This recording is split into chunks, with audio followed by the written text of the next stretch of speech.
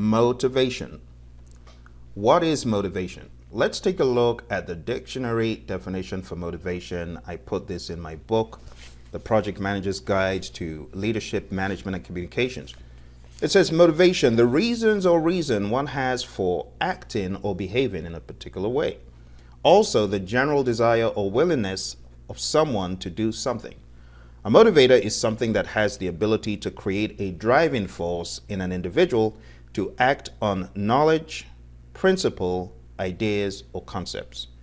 Not all managers are aware of how best to motivate their teams, whether it is motivating a disgruntled team member to act for the greater good of the team or motivating lazy employees to act on a long abandoned goal.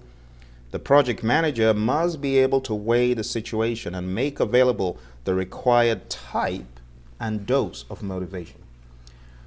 Now, motivation, the word motivation is from an ancient word in Latin which means to move. I'm going to read a paragraph or so from the book by Curtis and Manning about leadership. This is a great book. I would highly advise people to read it. It's called The Art of Leadership. And here it says the word motivation comes from the Latin, meaning to move. Ancient scholars were fascinated by the fact that some objects in the world seem to be self-movers, while other objects remain stationary unless otherwise acted upon by some outside force. They assumed that motivation was caused by a spirit inside the object, a little man of some kind that pushed or impelled the object to action.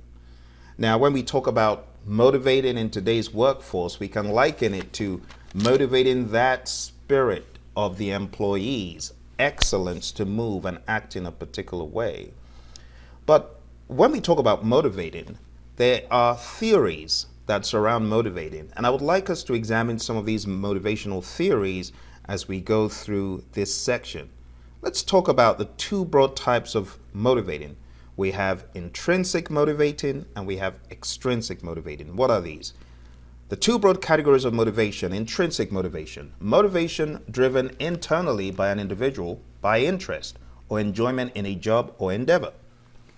Extrinsic motivation, motivation driven by external factors such as money, coercion, and rewards. Such motivation is not long lasting. So the idea about the intrinsic motivation versus extrinsic is intrinsic, driven from within, is more long-lasting. However, both of these types of motivation can be leveraged by project managers across various projects and in different circumstances. What are motivational factors? These motivating factors are motivational speech, rewards, and also people can be motivated when you ensure that rewards are well implemented.